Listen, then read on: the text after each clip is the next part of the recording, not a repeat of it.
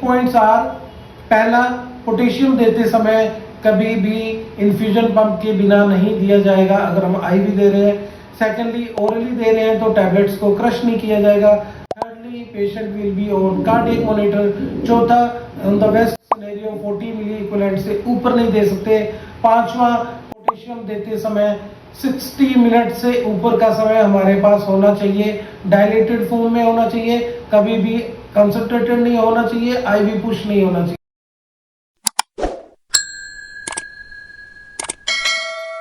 Hello dear students, तो कैसे हैं आप सब लोग। आज हम बात करने जा रहे हैं one of the most important topic of NCLEX, that is potassium. Without potassium हम एग्जाम में एंटर नहीं हो सकते, because there is directly 4 to 5 questions that are based on potassium, जो डायरेक्टली इनडायरेक्टली हमारे क्रिटिकल थिंकिंग को बहुत ज्यादा प्रभावित करते हैं। तो let's talk about potassium. As we know, potassium जो है वो है किंग ऑफ इलेक्ट्रोलाइट्स। ये सभी तरीके की कार्डियक सेल्स के फंक्शनिंग को कंट्रोल करता है। अगर हम पेशेंट को कार्डियक मॉनिटर पे नहीं लेंगे तो हमें कभी भी ये नहीं पता चलेगा कि जो पोटेशियम की यहाँ मात्रा बॉडी के अंदर जो चल रही है वो कम हो रही है या ज्यादा हो रही है। तो बेसिकली जो पोटेशियम की नॉर्मल रेंज होती है that is 3.5 to 5 milliequivalent per litre. अगर ये 3.5 से नीचे चले जाए तो इसे हम हाइपोकैलेमिया कहेंगे, तो अगर ये 5 से ऊपर चला जाए तो इसे हम हाइपरकैलेमिया कहेंगे। तो यहाँ पर क्या फर्क पड़ता है हाइपो या हाइपर होने से, वो हम देखेंगे कि कार्डियक मॉनिटर के ऊपर जब पोटेशियम का लेवल 3 से डाउन होगा तो यहाँ पर टी वेव्स जो है वो बिल्कुल फ्लैट हो जाएंगी, जो हम बनाते हैं यहाँ पर PQRS T, ठीक है जी। तो जो टी वेव है वो यहाँ पर क्या हो जाएगी, इस तरीके से फ्लैट हो जाएगी, ST दिखाई नहीं देगा हमें। साथ ही साथ जब ये हाइपरकैलेमिया होगा तब हमें क्या होगा, टी वेव कैसी दिखाई देगी, दैट इज लाइक यहाँ पर ST सेगमेंट हमें जो है एलिवेट दिखाई देगा। ये हमें कैसे पता चलेगा, दोनों ही कंडीशन जब हमारा पेशेंट जो है कार्डियक मॉनिटर पे होगा। अब कार्डियक मॉनिटर में हमारे पास पहला आता है कि हाइपोकैलेमिया लेस देन 3.5। तो इसका ट्रीटमेंट हम किस तरीके से करेंगे। ट्रीटमेंट के अंदर हम इंक्लूड करते हैं oral as well as IV medications. Oral medications के अंदर टैबलेट्स होती हैं या कैप्सूल्स होते हैं। ये कैप्सूल्स सस्टेनेड रिलीज होते हैं जो कि समय के साथ धीरे धीरे घुलते हैं और ब्लड के अंदर घटे हुए पोटेशियम लेवल्स को मेंटेन करने का काम करते हैं। और वहीं केसीएल इंजेक्शन जो है आईवी हम तब यूज करते हैं जब यहाँ पर पोटेशियम सीवियरली ड्रॉप होता है, लाइक 2 और लेस देन 2, है ना। यहाँ पर हम आईवी में देना शुरू कर देते हैं। तो आईवी में कैसा देते हैं, with the help of infusion pump. यहाँ पर कभी भी हम डायरेक्ट आईवी पुश नहीं देते। ये one of the most important criteria है फॉर पोटेशियम एडमिनिस्ट्रेशन, क्योंकि जब तक हम आईवी इन्फ्यूजन से नहीं देंगे तब तक हम कंट्रोल्ड नहीं दे पाते, क्योंकि हमें मैक्सिमम आरएम के पास होता है 10 to 20 milliequivalent per litre के हिसाब से वो इन्फ्यूजन कर सकती है over the time of more than 60 minutes.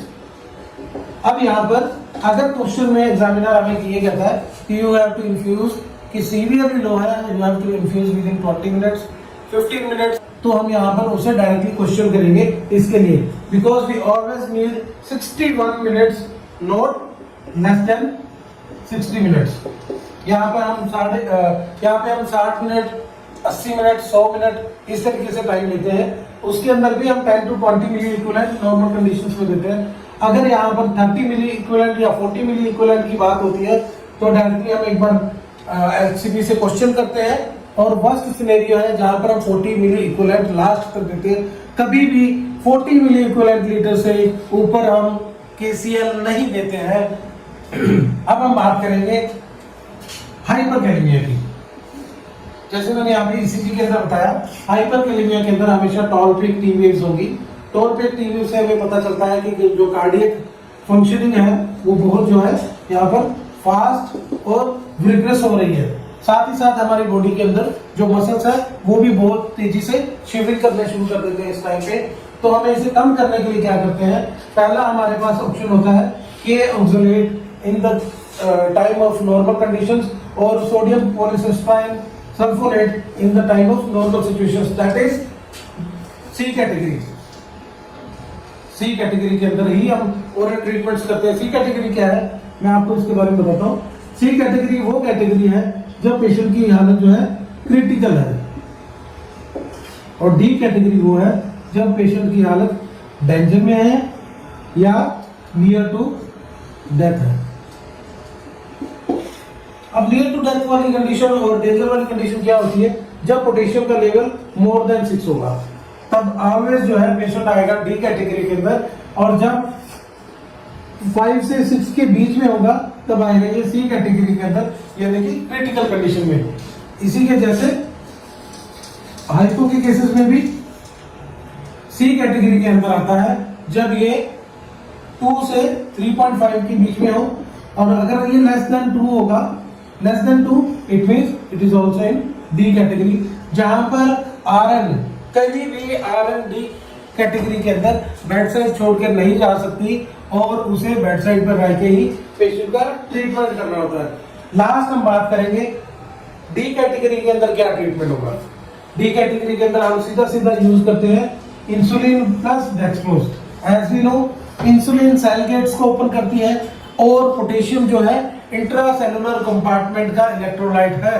अगर ब्लड के अंदर पोटेशियम के लेवल बढ़ेंगे तो हमें सेल गेट्स को ओपन करना पड़ेगा ताकि ज्यादा से ज्यादा पोटेशियम जो है यहाँ पर एंटर करवाया जा सके और ब्लड के अंदर पोटेशियम लेवल्स को लो किया जाए या नॉर्मल किया जाए। तो इंसुलिन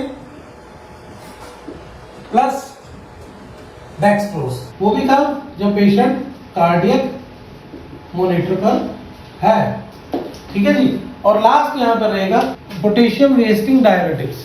पोटेशियम वेस्टिंग डायरेटिक्स भी बहुत अच्छे से मदद करती हैं हमारे ब्लड के अंदर बढ़े हुए पोटेशियम लेवल्स को डिक्रीज करने के लिए या फिर नॉर्मलाइज करने के लिए। आई होप आप अच्छे से समझ पाए होंगे पोटेशियम के बारे में। So the key points are, पहला, पोटेशियम देते समय कभी भी इन्फ्यूजन पंप के बिना नहीं दिया जाएगा अगर हम आईवी दे रहे हैं। सेकेंडली, ओरली दे रहे हैं तो टैबलेट्स को क्रश नहीं किया जाएगा। Thirdly, patient will be on cardiac monitor. चौथा, in the best scenario 40 milliequivalent से ऊपर नहीं दे सकते। पांचवा, पोटेशियम देते समय 60 मिनट से ऊपर का समय हमारे पास होना चाहिए, डायलेटेड फॉर्म में होना चाहिए, कभी भी कंसंट्रेटेड नहीं होना चाहिए, आईवी पुश नहीं होना चाहिए। That's all about potassium. I think आपको बहुत अच्छा लगा होगा। ऐसे वीडियोस देखने के लिए मेरे चैनल को सब्सक्राइब कीजिए। मिलते रहेंगे।